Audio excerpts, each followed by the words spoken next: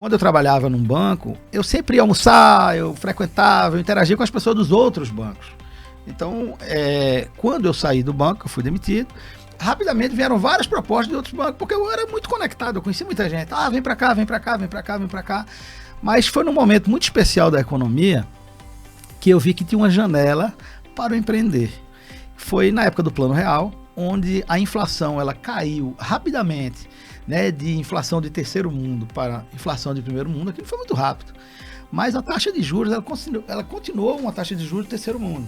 Então você tinha um gap aí entre inflação e taxa de juros que tinha uma oportunidade de negócio ali. Sejam bem-vindos ao YPOcast Líderes Extraordinários, uma plataforma dedicada à sua jornada de desenvolvimento pessoal e profissional. Conheça as histórias inspiradoras de diversos executivos e empreendedores. Esta iniciativa é uma colaboração do YPO Brasil e da Exame. Assista agora mais um episódio e acesse nosso site. Bem-vindo ao YPOcast, o podcast do YPO Brasil. E hoje estou aqui com meu amigo Marcelo. Aliás, o primeiro podcast que a gente grava junto, não é, Marcelo? Boa, primeiro. Prazer estar aqui com você. Prazer estar com você, E hoje a gente está trazendo nossos amigos do Nordeste, aqui de Pernambuco, Eduardo Ferreira Lima, né? Tem uma brilhante história aqui para contar da vida dele. Fala um pouquinho. Deixa eu apresentar aqui o Eduardo para o pessoal aqui que está ouvindo a gente hoje. O Eduardo Ferreira Lima é sócio da Avantia Tecnologia e Engenharia S.A., empresa que desenvolve tecnologias para segurança física, patrimonial e análise inteligente de imagens, com uso de inteligência artificial e IoT. É sócio também da Tempo Energia, empresa comercializadora no mercado livre de energia, e da Motovia, que é uma rede de concessionárias de motocicletas Yamaha. Já empreendeu na área de finanças, tecnologia, construção, agribusiness e varejo. Em 2014 foi selecionado como empreendedor Endeavor. É economista, com MBA no Instituto Brasileiro de Mercado de Capitais e pós-graduação em Finanças Internacionais pela Universidade de Barcelona. Cursou programas executivos em Harvard, MIT, Stanford, Tel Aviv University, Michigan Ross e London Business School. Nasceu na Argélia, tendo sido alfabetizado em francês. Veio para o Brasil aos 8 anos de idade. É coautor do livro Memórias de Filhos de Exilados Políticos. Morou na Argélia e Canadá, fala inglês, francês, espanhol e italiano. Casado há 28 anos com Maria, é pai de Gabriela, Henrique e Tiago. Bastante coisa, hein, Eduardo? Então, para a gente já dar o pontapé inicial aqui, conta dessa sua experiência da infância, de ter nascido na Argélia, né, de família brasileira, mas nasceu lá. Pelo que estou visto aqui, você teve uma história aí de exilados políticos, deve ter muita coisa interessante aqui. Vamos começar por aí, Eduardo. Ok, Ventura, prazer estar aqui com vocês. Marcelo, prazer estar aqui participando do programa do YPO. Eu sou muito ativo no YPO, estou desde 2011, já ocupei todos os cargos aí, fui chapter chair, todos os chairs ali do capítulo, né? Participo muito dos eventos do YPO Brasil, então é um prazer estar aqui. É interessante que a minha história, o início da minha vida é um pouco diferente da média, né, dos YPOs, né, das pessoas do Brasil. Eu nasci num país árabe, país com cultura completamente diferente. Por que eu vim num país árabe? Meus pais são brasileiros, meu pai era deputado federal na época do regime militar, em 64 teve o golpe militar, meu pai disputa a eleição em 66, foi o deputado federal mais novo do Brasil na época, com 26 anos. Em 68 veio o AI-5, o regime endurece e ele tem que ir embora do Brasil. E aí, por que a Argélia? A minha mãe era arquiteta e estudava no Rio de Janeiro, meu pai fez faculdade no Rio de Janeiro também, eles se conheceram lá, apesar de serem pernambucanos, e o padrinho da minha mãe era muito amigo do famoso arquiteto brasileiro Oscar Niemeyer.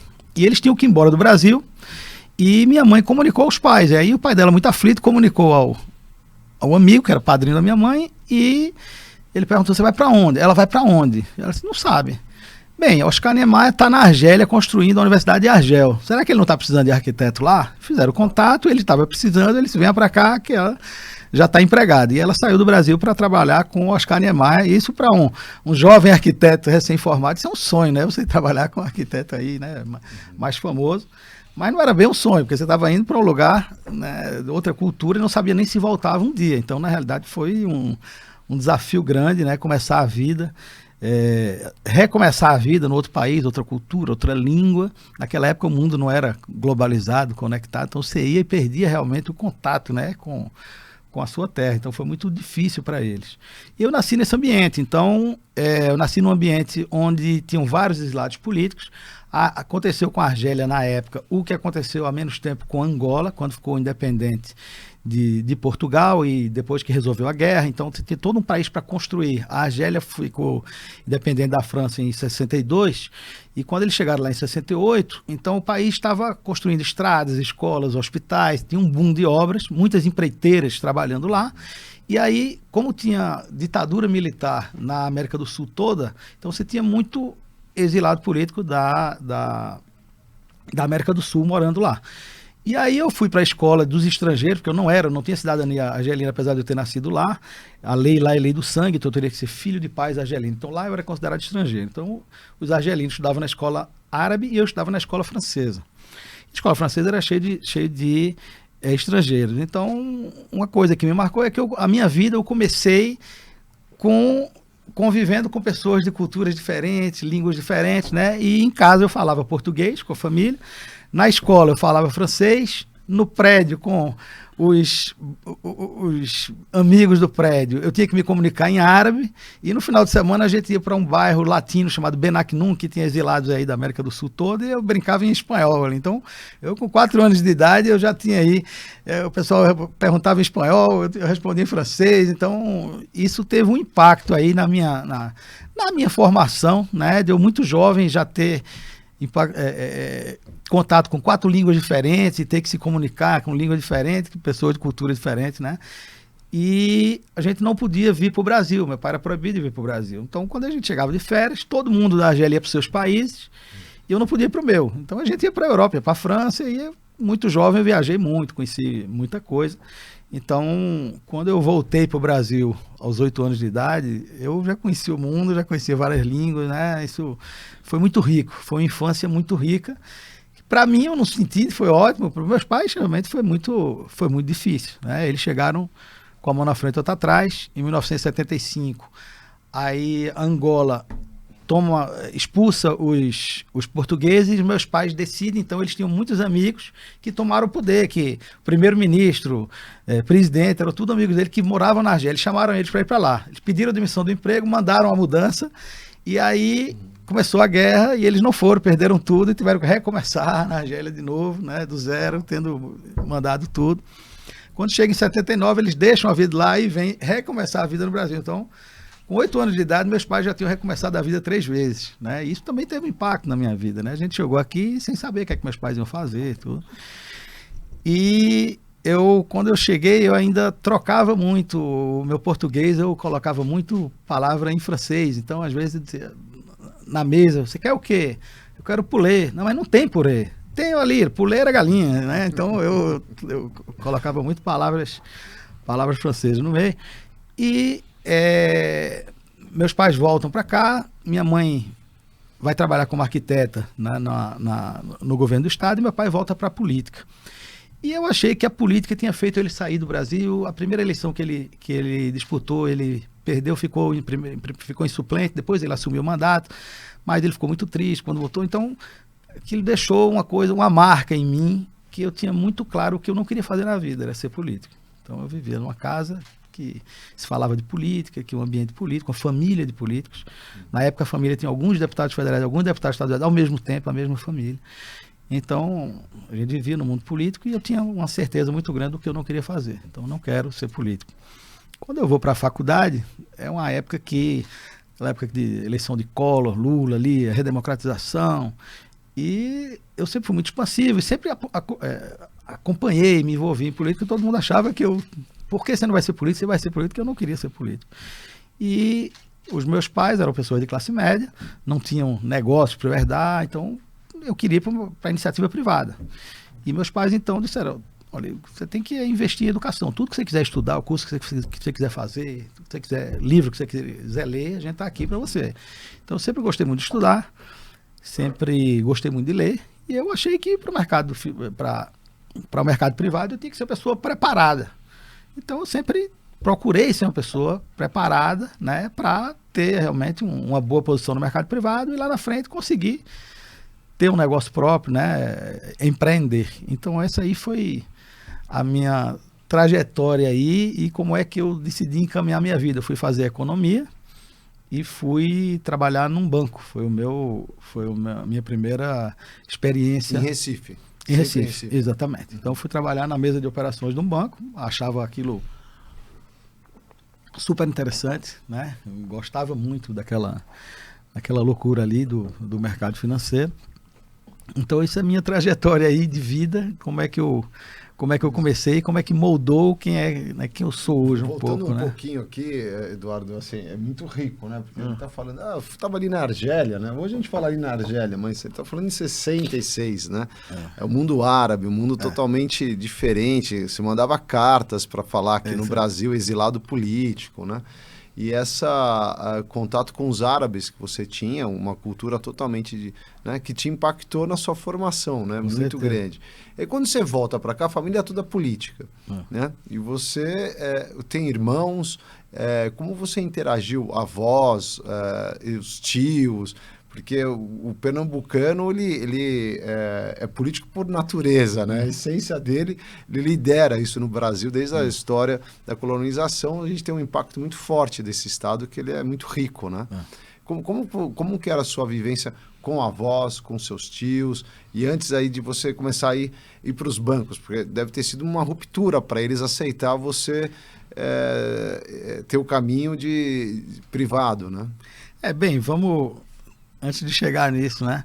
É uma cultura muito diferente, mas a gente tinha contato com os árabes, mas a gente tinha até mais contato com franceses, porque nós éramos considerados estrangeiros. Então, meus pais tinham muitos amigos árabes, mas tinham amigos franceses, tinham amigos também sul-americanos que moravam lá. Então, essa questão do multiculturalismo, né? Você tem uma visão de mundo que hoje eu me esforço muito para dar isso para meus filhos, isso vem comigo, né? E quando eu cheguei aqui, é uma outra cultura e eu demorei um pouco a me adaptar, né? Por exemplo, eu saí de lá no equivalente ao 3º ano do curso primário. Hoje chamam, acho que é 4º ano do colégio, né? Mudou um pouco. Era a 3ª série na época.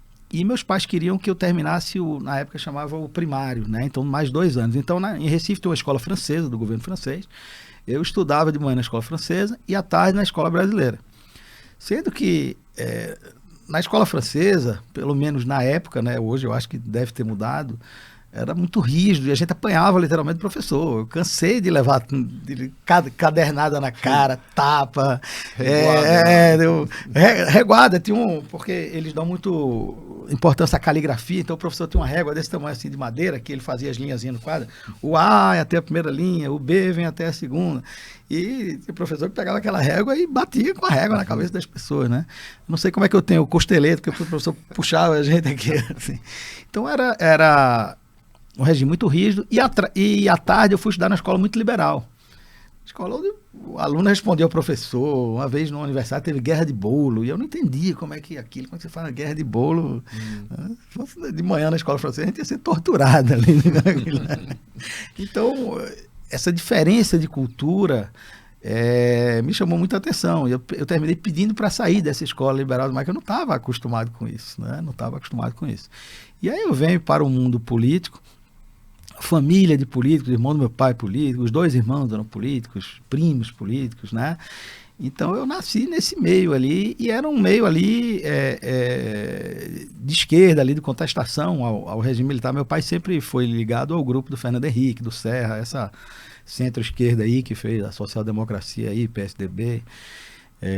Não era aquela esquerda mais hard, né, que também tinha, né, porque na oposição ao regime militar você tinha de tudo, você tinha os mais moderados, você tinha os mais radicais. Meu pai fazia parte dos mais moderados ali, nessa linha do Fernando Henrique, e era uma polarização muito grande. Para mim, a direita era fascismo, um pouco feito fala hoje, né? Se alguém é de direita e quem não é de direita já chama que é fascista, não sei o quê. Mas naquela época, aquilo ali era na época do regime militar mesmo, né? Então aquilo era muito duro. E a minha formação foi essa. E eu fui vendo que eu não queria aquilo. Assim, eu acho interessante, mas eu não queria aquela vida para mim. Eu queria ter mais tempo.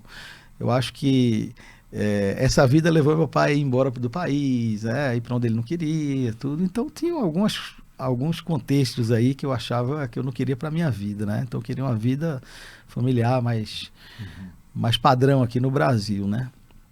E a cultura brasileira, eu fui me moldando a ela, fui aprendendo, né? Meu pai tem uma matéria no jornal quando ele chega, uma matéria de uma página, e a frase é: quero reaprender o Brasil. Realmente eles tiveram que reaprender a cultura brasileira, né?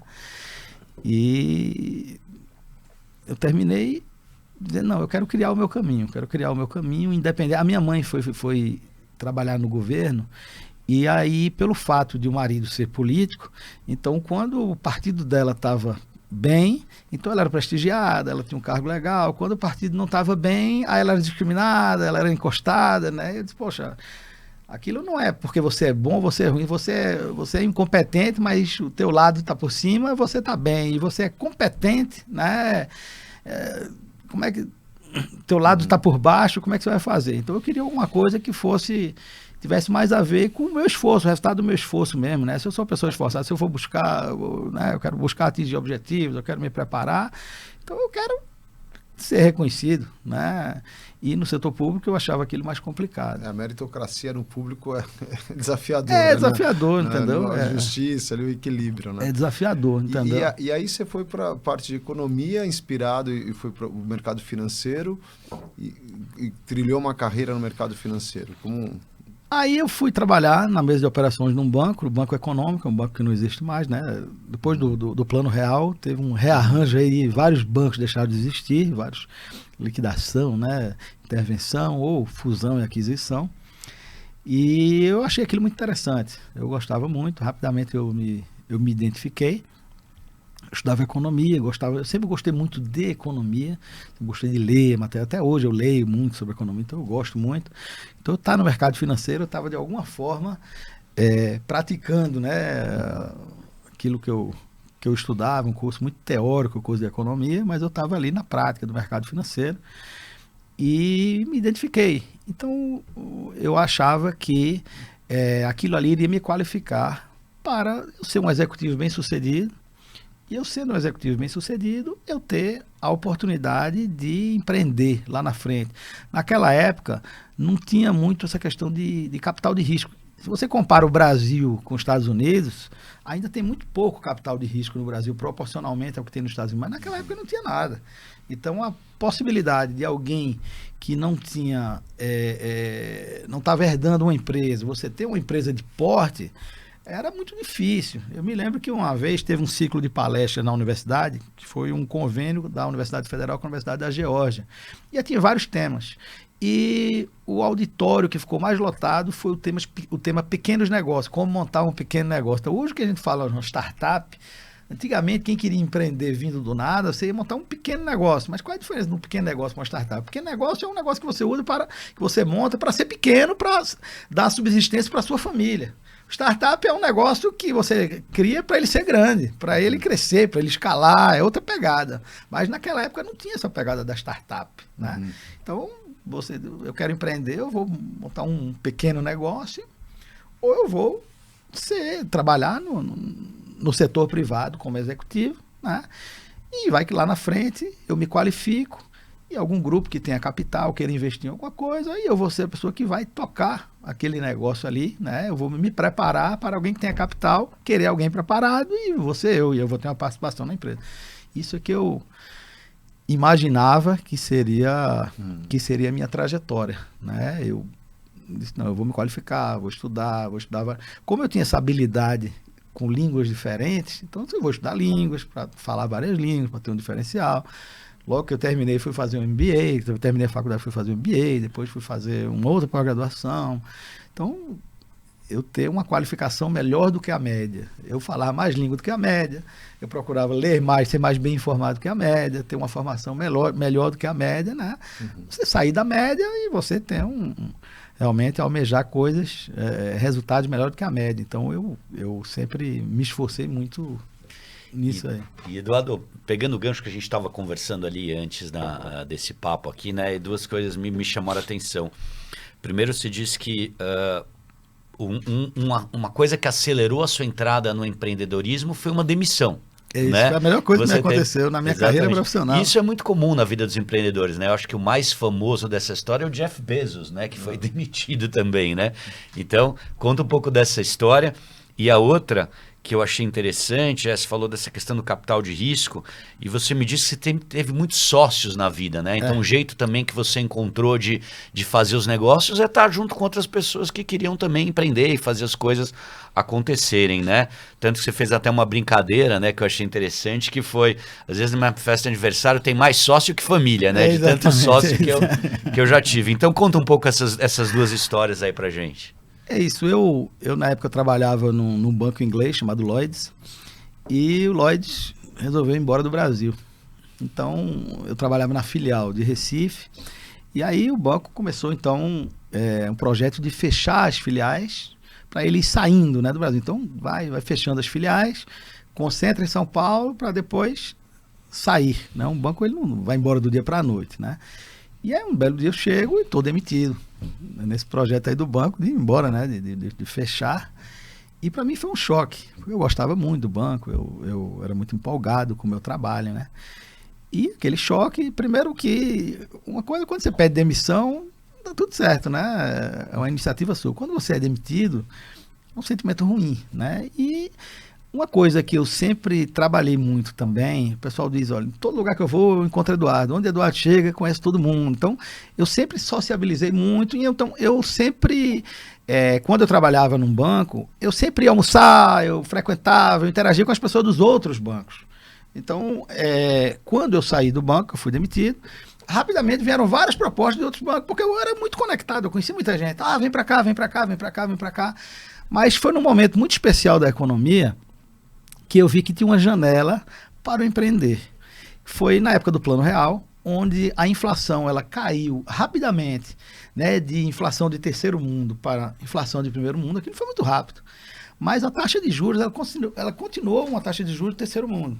Então você tinha um gap aí entre inflação e taxa de juros que tinha uma oportunidade de negócio ali.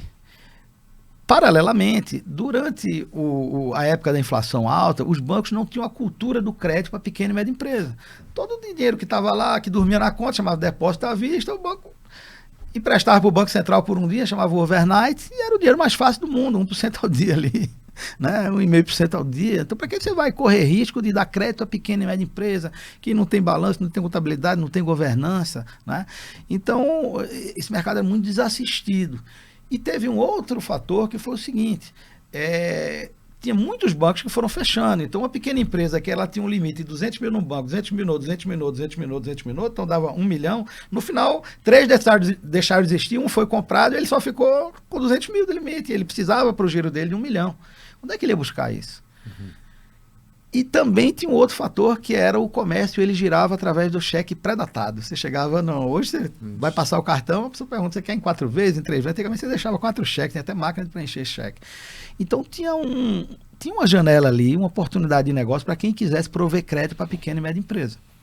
E como eu trabalhava em banco, eu vi, poxa, o pequeno fornecedor de uma grande empresa, ele tem um bom recebível.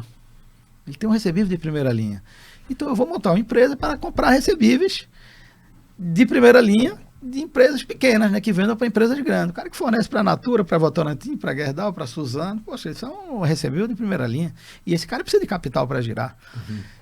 Então eu disse, poxa, eu vou fazer um business plan, mas eu não tinha fundo de venture capital, de private equity para ir apresentar. Então, como eu era de banco, eu fui procurar um grupo empresarial, cliente meu. E eu olhei, na época eu precisava lá, eu vi quanto eu precisava, e eu tinha 8% do capital que eu precisava. Pronto, 8% eu já tenho, só falta 92%. Eu vou agora atrás dos 92% que faltam. Levei para um grupo empresarial, listei alguns grupos que eu poderia procurar para serem meus sócios, e o primeiro que eu levei topou.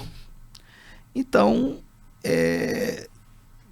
a demissão terminou me dando a oportunidade de montar o meu negócio, né? Empreender aos 24 anos de idade, muito antes do que eu achava que iria empreender.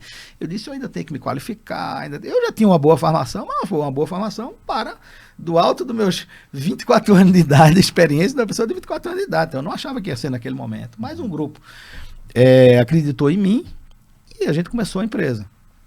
Então, foi aí que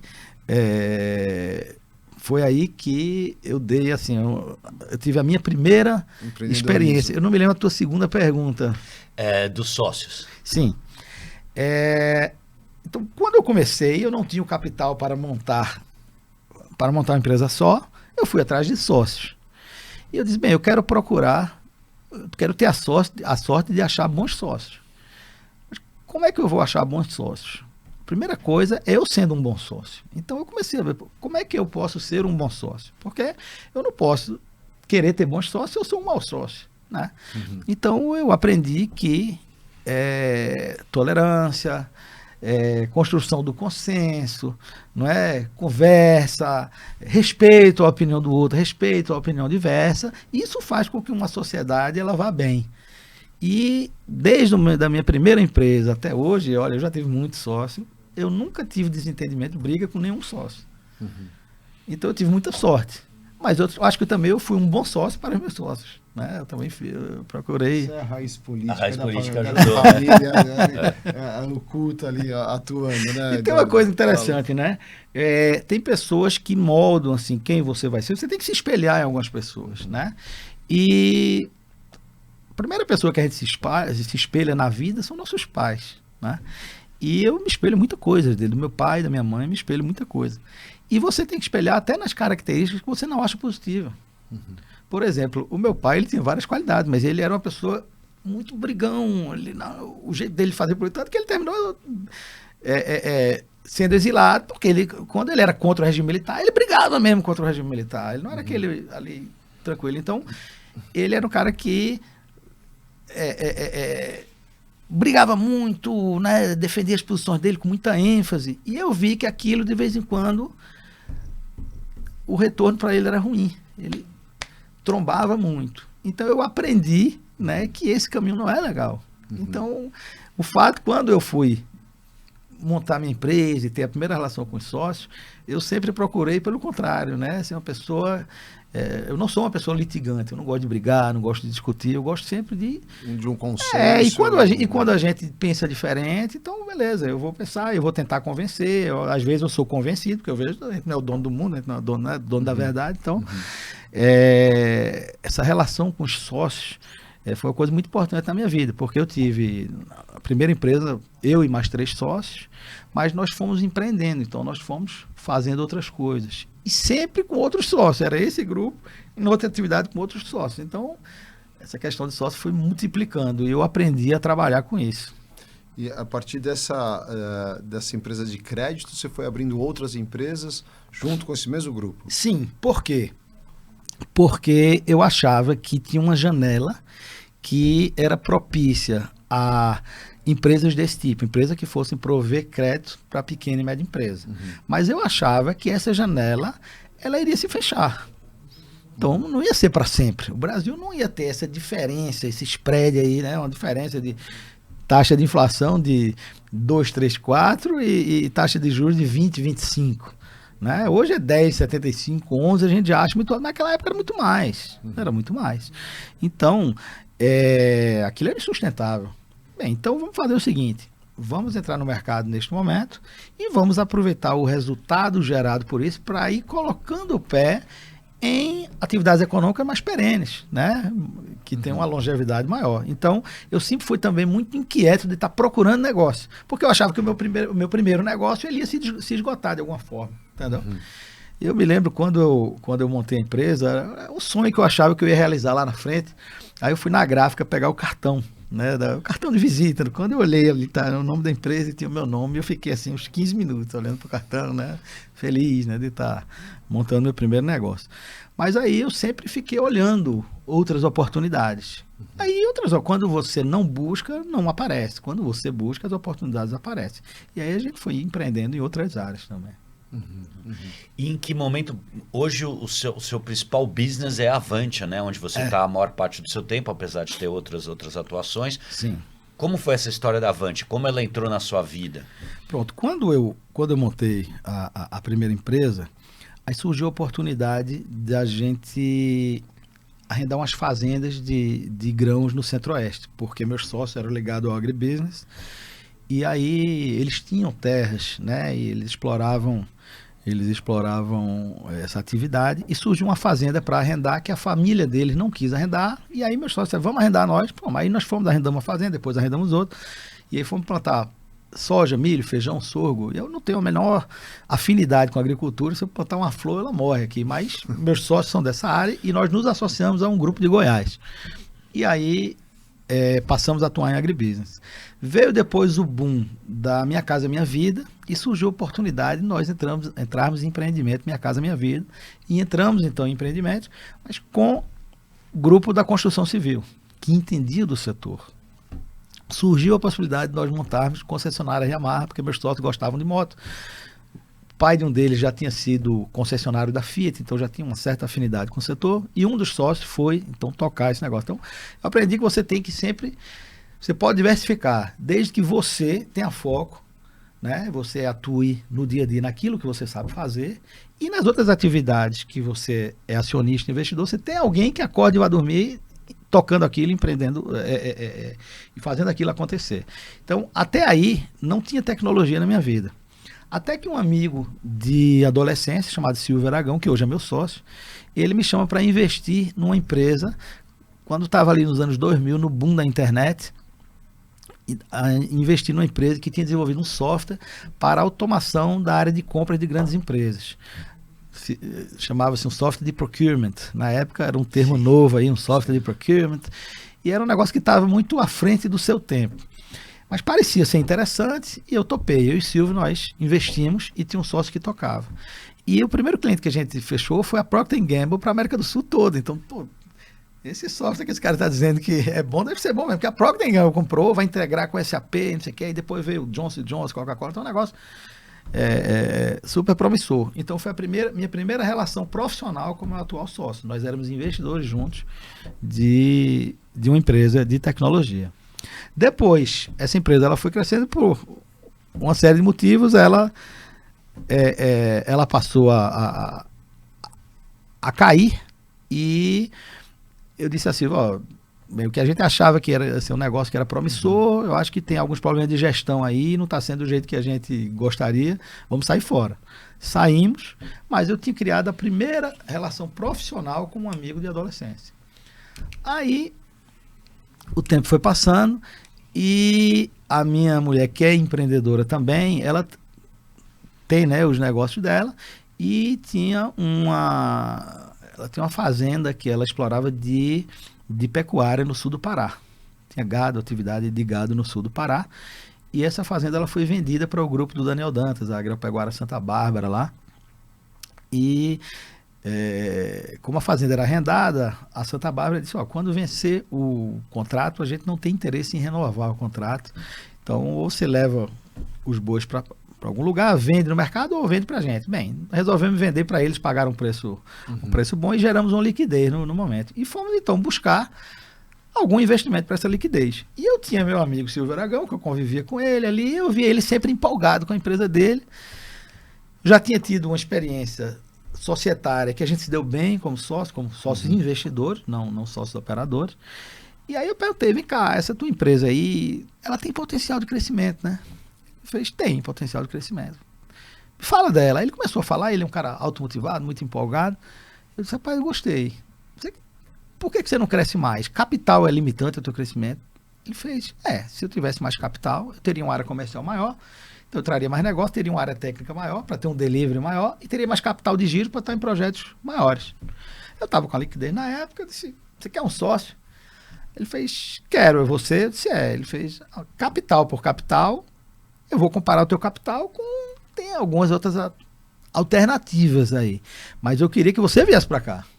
Então eu queria você aqui me ajudar a remar esse barco aqui, né? E a gente criar uma história juntos. Então nós desenhamos um planejamento de crescimento e aí foi feita uma aquisição da empresa, onde eu saio dessa minha sociedade que eu tinha, mas que eu ainda sou sócio até hoje, mas hoje são outros sócios que tocam. E eu disse, eu vou mudar agora, e vou agora para o mundo da tecnologia, trabalhar com tecnologia. E vim para cá com o objetivo de acordar e dormir pensando em tecnologia. Então, eu me desliguei completamente da operação dos meus outros negócios, que hoje é tocada pelos meus sócios lá. Alguns sócios que não estavam na operação foram para o meu lugar. E vim para cá ajudar a construir essa história. Né? Na época, a empresa tinha 30 colaboradores, hoje são 450 colaboradores. Então, assim, realmente deu certo esse planejamento de crescimento. Né? E eu me dei muito bem com o Silvio, então a gente se dá muito bem, e estamos criando uma empresa que está trilhando aí um caminho, construindo uma história bem interessante, uma história bem legal. Fantástico. Não, e é uma empresa, Marcelo, que ela está no hype agora, né? Porque com AI, o que você tem, fala um pouquinho dela, né? De monitoramento das imagens, com AI é tudo que o Brasil precisa, né? O que as cidades precisam, as empresas precisam, né? O reconhecimento facial e o monitoramento. Como que é esse mundo aí? Vocês já começaram com isso ou vocês evoluíram para essa parte? Não. AI está acontecendo agora. A empresa tem 26 anos. Então, naquela época não se falava nisso, né? A empresa foi fundada por Silvio e eu entrei 10 anos depois. E quando ele montou a empresa, ele era engenheiro do Banco do Brasil. Foi na época que estava começando interligação de agência, automação bancária. Ele trabalhava nessa área. Ele era da área que contratava os serviços, né, dos prestadores para executar esse tipo de serviço, automação bancária, interligação de agência. E ele tem espírito empreendedor, então ele viu que ele tinha perfil para estar do outro lado da mesa. Então ele pediu demissão do banco, e aquele negócio, emprego estável, né? Então tem pessoas da família que dizem, mas rapaz, como é que você vai pedir demissão do emprego estável? Isso aqui? Mas ele tinha o perfil empreendedor e ele resolveu empreender. E ele começou trabalhando com automação bancária, automação industrial, projetos de engenharia para bancos, para indústria. A empresa começou assim. Tanto que o nome dela era Aragão Engenharia, era o sobrenome dele e era engenharia, porque era uma empresa de engenharia. E no mundo de engenharia é comum você ter o sobrenome, né? Tem muita construtora aqui que é o sobrenome do fundador, né? Até as grandes empreiteiras aí, Queiroz Galvão, Odebrecht, Andrade Gutierrez, Mendes Júnior, né? E aí, 10 anos depois, os caminhos nossos se cruzam aí, né? Passa a ser um caminho não só de amigos, mas de sócios. E aí eu vou lá para dentro e a empresa foi evoluindo para infraestrutura de TI. Ela tinha evoluído em engenharia, mas também tinha criado uma infraestrutura de TI e fazia toda a parte de rede, de cabeamento estruturado, data centers para empresas. E aí começa a ter um aumento da procura de tecnologias de infra de TI aplicada a projetos de segurança. Todo prédio comercial que você vai hoje tem uma catraca, você se identifica, tem um sistema de controle de acesso, tem câmera. Então, naquela época isso estava surgindo e começou a ter uma demanda cada vez maior de tecnologias voltadas para a segurança. Então, eu fui para lá e aí foi quando a gente vê que o que a gente estava fazendo já não estava muito adequado ao nome que a gente tinha. O nome que a gente tinha não estava adequado a esse novo momento da empresa.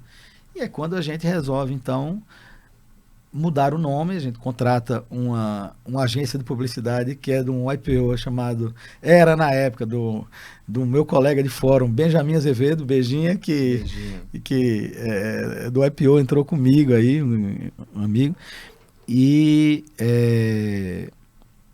a gente contrata a empresa para dar um rebranding aí, né? Criar nova marca, criar um novo posicionamento de mercado. E é quando a agência traz o nome Avantia. E eu perguntei, o que é Avantia? Aí a sócia dele, né, professor brilhante, Renata Guzmão, disse, Avante, o que é Itaú? Não está no dicionário Avante, não está no dicionário Itaú. Mas Avante remete de avante, para frente, né?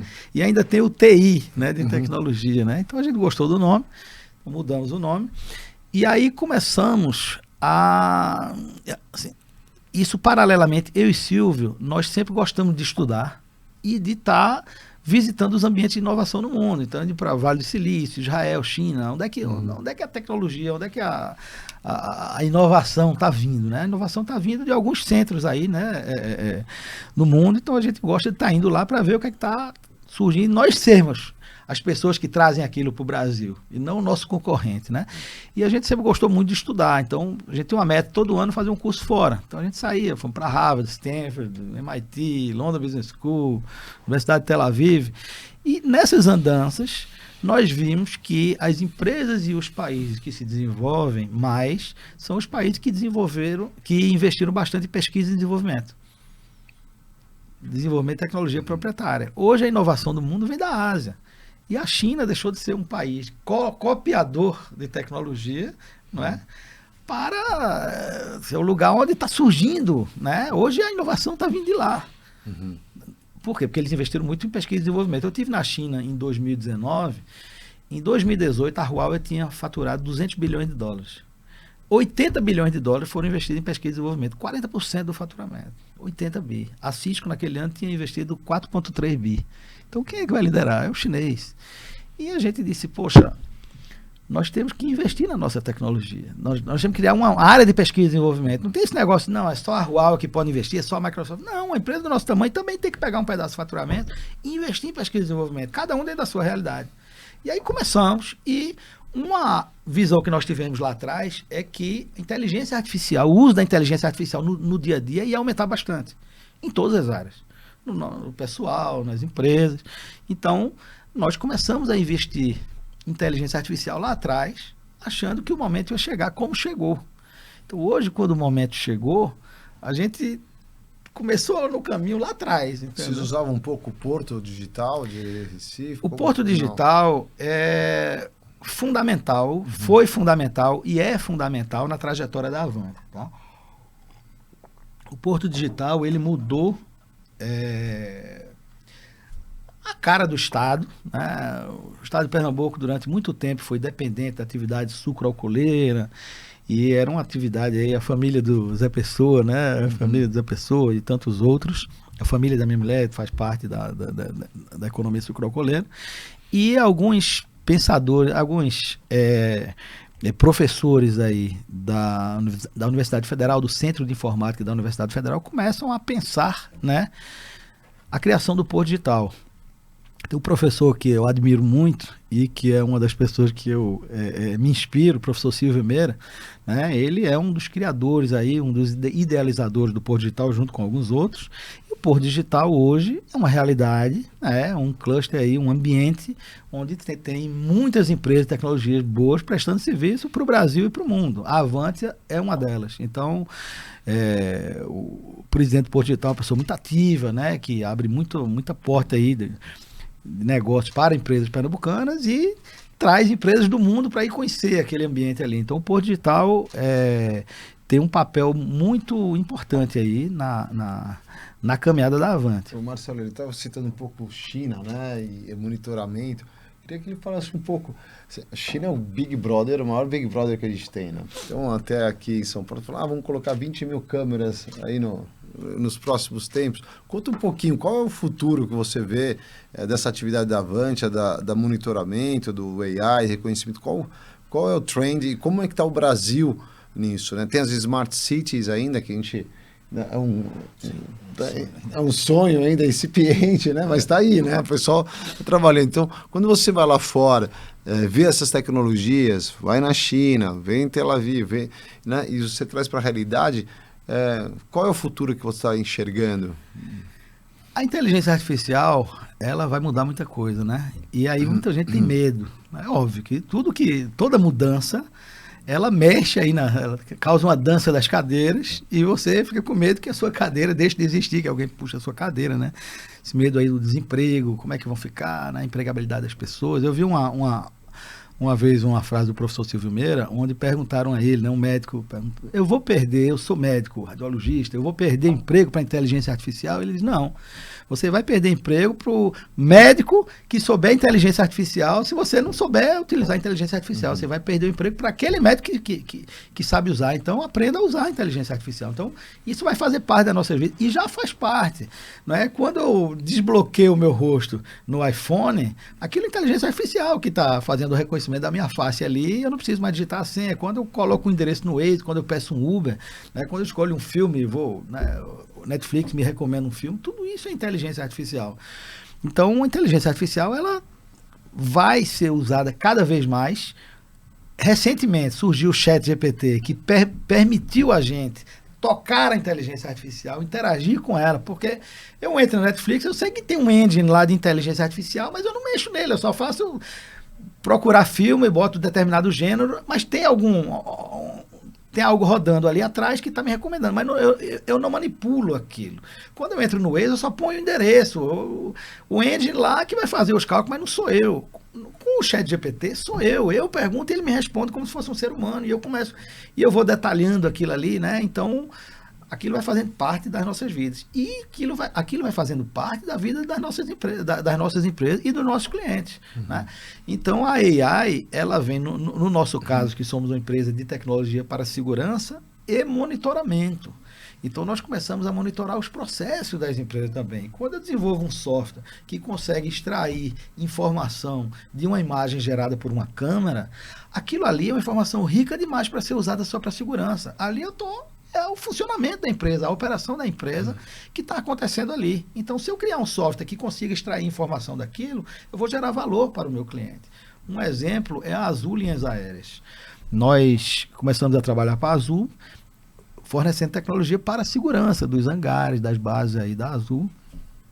E nós evoluímos para monitorar a operação de pátio das aeronaves. Então, uma companhia aérea, ela ganha dinheiro quando a aeronave está voando.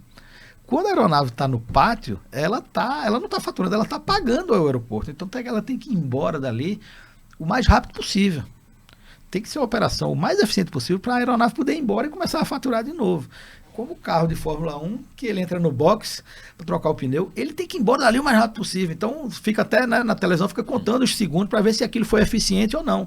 Se alguém dali fizer algum movimento errado, ali vai perder alguns segundos e o carro vai perder posições. Então, embaixo da asa da aeronave, tem uma série de procedimentos, uma série de ações ali que estão sendo tomadas ao mesmo tempo, que se alguém fizer alguma coisa errada, vai perturbar a atividade toda e a aeronave vai ficar ali muito mais tempo. Então, nós desenvolvemos um software que fica analisando tempos e movimentos de tudo que se passa ali embaixo da asa. Por exemplo, o avião chega e para. Aí você vê normalmente que tem uma pessoa que fica ali sinalizando.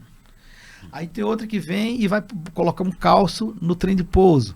Aí vem o Finger e atraca. Depois vem o carrinho pegar mala. Aí vem o carrinho tirar lixo, vem outro, ou mesmo vem trazer mantimento, aquele biscoitinho que agora é desse tamanho.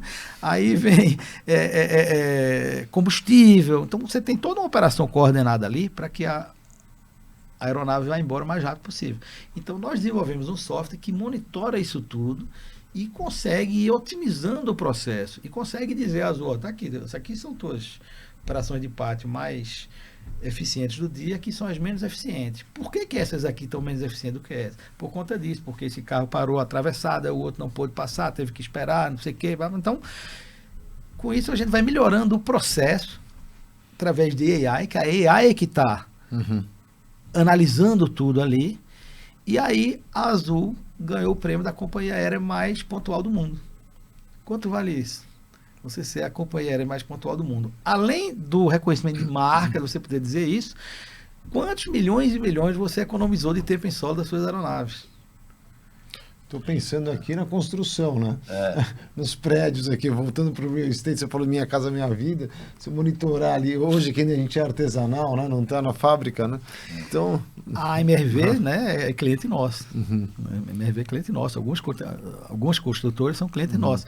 E nós conseguimos monitorar não só segurança, mas, por exemplo, se tem alguém lá no teu canteiro que entrou sem capacete.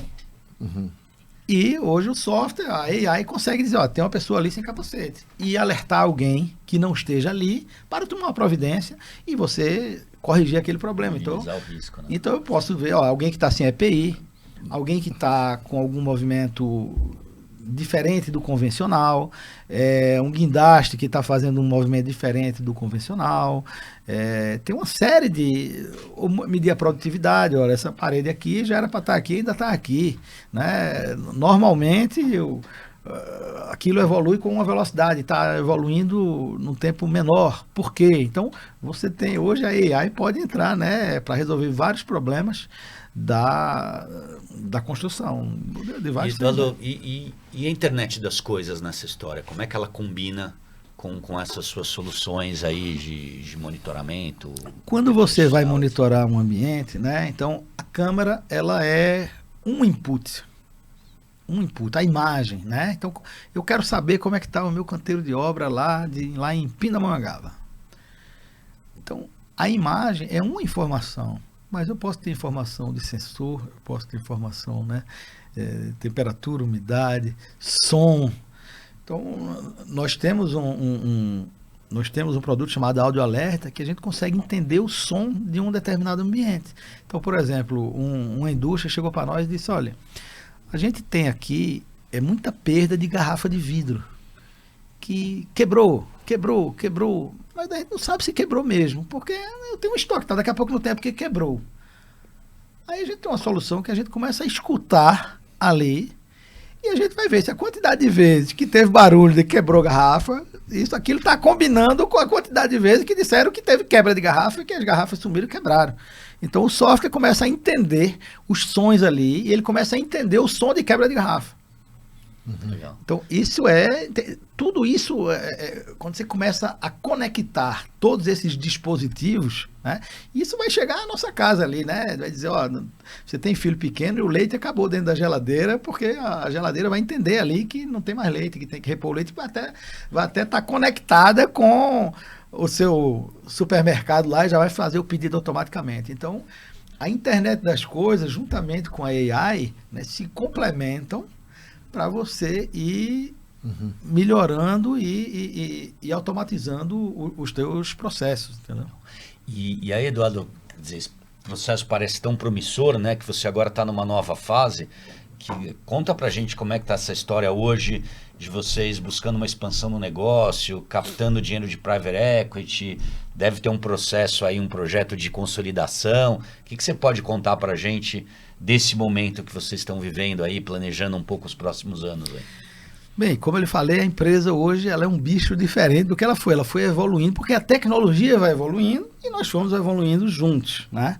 Então, uma decisão que nós tomamos lá atrás de desenvolver nossa própria tecnologia e desenvolver utilizando, né, inteligência artificial, isso hoje está acontecendo, mas nós começamos lá atrás. Então, nós estamos chegando no mercado bebendo água limpa, né? Quando todo mundo está querendo ver onde é que vai se situar, né? Como é que vai utilizar isso no dia a dia, nós já estamos utilizando e gerando valor para os clientes. Então, o que é que nós pensamos? Poxa, se tem uma avenida aí de crescimento, né? Um mercado extremamente promissor, e nós estamos bem posicionados, está na hora de acelerar, está na hora de aproveitar esse momento. Porque todas as ondas tecnológicas tem quem sai na frente, mas depois as pessoas chegam. Então, você tem que estar... a gente fala, né, lá em Pernambuco, tem sempre arrumando uma nova lavagem de roupa, né? Então, a gente agora, essa pegada da inteligência artificial, mas daqui a alguns anos, o que a gente está fazendo hoje, vai ter gente que vai estar fazendo também. Então, a gente já vai ter que estar fazendo diferente. Então, nós achamos que era o momento de acelerar, e para acelerar, nós fomos buscar um aporte de capital, um sócio que investisse na companhia para financiar o caminho de crescimento, para nos levar a ser uma empresa realmente de porte que esteja no mercado de capitais. Conversamos com alguns fundos, fechamos com o Fundo Crescer, estamos muito satisfeitos e estamos com um planejamento aí de crescimento. Esse crescimento, ele tem o lado orgânico, então nós estamos aumentando a estrutura da empresa, investindo, né, internamente em pessoas, processos, aumentando equipes. E estamos também numa pegada de M&A, de trazer para o nosso projeto empresas que possam que sejam complementares nesse processo. Você veja que a Google todo ano compra empresa, a Amazon todo ano compra empresa. Então, nós somos uma empresa de implantação de tecnologia. Então, faz sentido para nós ir buscar empresas que tenham carteira de cliente boa, que traga para nós esses clientes. Então, a gente traz faturamento, mas com os produtos que nós temos proprietários, nós temos como aumentar o faturamento nosso dentro dos clientes, gerar mais valor do que eles estão gerando hoje. Então, eu adquiro uma empresa que ela tem um cliente muito bom e eu digo, cliente, agora nós estamos comprando a empresa, estamos nos associando a ela, mas nós temos mais isso, mais isso, mais isso. Então, nós temos como aumentar o faturamento nos clientes das empresas que a gente vier se juntar, né? Que a gente trouxer para o projeto. E também adquirir tecnologia, já que nós somos uma empresa que desenvolve tecnologia, faz sentido nós adquirirmos tecnologias complementares. Por exemplo, essa tecnologia de análise inteligente de áudio foi uma empresa que nós adquirimos. Então, nós desenvolvemos análise inteligente de vídeo e adquirimos análise inteligente de áudio que se complementou. E hoje nós temos de áudio e de vídeo. Então, tecnologia de IoT, de melhoria de cibersegurança. Então, tem vários tipos de tecnologia que fazem sentido vir para o nosso portfólio. Então, nós estamos aí muito animados, né, no momento novo. Fantástico. E com sócios novos aí, bons sócios mais uma vez. Quantas empresas ele vai construir daqui nos próximos 5, 10 anos, né, Marcelo? Agora você vai comprar. Nos próximos 5, 10 anos eu estou focado na Avante, né? Eu sou acionista de outro, mas é engraçado, né? Eu sou sócio de rede concessionária de motos e às vezes o pessoal sabe e pergunta, como é que tá? Quanto é que é moto tal? Você não tem a menor ideia quanto é que é moto tal. Eu não vou lá, eu faço lá a cada 3 meses à noite eu recebo o balanço, né? Eu vou discutir. Que aumenta a quantidade, né? Exatamente, aumenta a quantidade, mas né? eu não tenho, assim, a Avante realmente é um negócio muito interessante, eu adoro, mas é um negócio trabalhoso. Eu fico feito um maluco no avião para cima e para baixo, né? Eu estou à frente da área comercial, então, às vezes o pessoal pergunta, onde é que você mora? Eu moro na poltrona 2C da Azul, passar pela 2C é mais fácil você me achar do que em casa. O pessoal brinca, às vezes diz, quer se esconder do Eduardo, vá para Recife. Lá você não acha ele, exatamente, né? que eu fico rodando aí, feito um maluco, né? Mas o mercado está muito demandante, muito promissor. Então, nós estamos fazendo aí, nós temos aí uma história bonita aí para construir aí nos próximos anos, né? Nos próximos 5, 10 anos aí, tem muita coisa para fazer. Vamos falar um pouquinho do IPO, Marcelo? Vamos, que a gente está chegando aqui. Você falou no começo aqui, que você já foi learning, já foi engagement, já foi presidente, chair. Conta um pouquinho como você entrou, a história do IPO para você e o impacto na sua família, o que representa. Como eu falei, quando eu trabalhava lá em banco, que eu gostava de me conectar, né, com as pessoas dos outros bancos, eu acho que eu gosto de estar sempre com gente boa. Né? Gente que eu tenho que aprender. Então, onde é que tem gente aí melhor do que eu? Eu quero estar por ali, né? Então, a gente aprende muito com os outros. E o IPO, quando eu fui chamado para participar em 2011, já faz um tempo, eu vi uma oportunidade de me conectar com gente boa e trocar informação, porque o IPO, ele é diferente de muitas outras organizações, não é melhor ou pior, tá certo? Mas é diferente porque o IPO ele incentiva a troca de experiências. Tem outras organizações que chegam no evento, tem 400 pessoas, 500 pessoas, você vai apertar 50 mãos ali, mas você não vai conectar realmente com ninguém. E no IPO, eu aprendi muito esse tempo todo. Hoje eu sou um empresário e um cidadão, um ser humano muito melhor por ter entrado no IPO, por ter convivido ali, né? A riqueza do fórum, só quem participa sabe. Eu estou no fórum de 10, eu contribuo 1 décimo, eu recebo 9 décimos de experiência. Então, tudo que eu levar ali tem 9 para compartilhar suas experiências comigo. Então, me ajudou a crescer bastante e eu termino tendo um papel muito ativo dentro do IPO, né? Eu já participei de todos os cargos, estou sempre envolvido. E, inclusive, o meu sócio novo, a Crescera, eu conheci através do IPO, porque eu participei de um microfórum com o IPO, que eu me conectei muito bem com ele, a gente, se deu super bem, teve uma empatia legal, e conversando com ele, isso gerou um almoço em São Paulo, e gerou reunião em São Paulo, e a gente terminou interagindo mais, e ele disse, vem cá, nesse teu projeto de crescimento aí, tem um pessoal que eu queria te apresentar, de um fundo, um cara muito legal, que é o CEO de um fundo, eu queria conectar você com ele. Então, esse IPO nos conectou com o meu atual sócio. Então eu devo, inclusive, né, a minha nova sociedade ao IPO. Então o IPO agregou muito na minha vida e eu participo, fiz bons amigos, tem muita gente boa no IPO, tem muita, né? Fantástico. Legal. Tudo bem, né, Marcelo? Vamos Tá chegando hora aqui. de finalizar, Vamos né? chegar aqui. Quer dar um presente para ele? Bom, era gostoso aqui ficar mais uma hora conversando com o Eduardo, né? Tem muita coisa boa que ele está contando aqui pra gente. Eduardo, o que a gente, no final aqui do nosso podcast, a gente sempre dá um presente para quem está aqui com a gente. Normalmente é um livro. Esse é um livro que fala sobre private equity, capital de risco, tal, tem tudo a ver com Vale o meu do momento, Silício. né? Então a gente estava com umas 4 opções aqui e o Ventura inclusive está lendo, Estou né? lendo, Ventura? muito bom, muito bom. Tem altas histórias aqui, que é a história do capital de risco do Vale do Silício. Então lá no 1960, 70, 80, é uma diversão. Você vai, o final de semana, entre um voo e o outro, você vai acho que você vai curtir esse livro Eu aqui. adoro ler. Né? E, inclusive, eu estava até conversando com meu filho mais novo há pouco tempo. Eu estava lendo um livro. Não era um livro de ficção. E aí eu estava com o livro na mão, chegou meu filho e faz: ô pai, eu estava conversando com o tio Álvaro, é um amigo nosso que é médico. Ele disse que teve que estudar 10 anos, né, para ser médico. Você estudou quanto tempo para ser empresário? Eu estava com o livro na mão. Eu disse: filho, eu estou estudando. Estou aqui estudando. Então, não para. Não para. Você tem que estar sempre se atualizando. Então, muito obrigado Então, aí, que eu adoro. É um aí. prazer. É um dos presentes que eu gosto mais, é um bom livro. Boa. Muito bom. Muito obrigado, Eduardo, por ter Muito aqui com a obrigado, gente, Eduardo. viu? Um prazer. Obrigado, Foi ótimo. Ventura. Obrigado, Marcelo. Ventura. Muito bom aqui estar com você.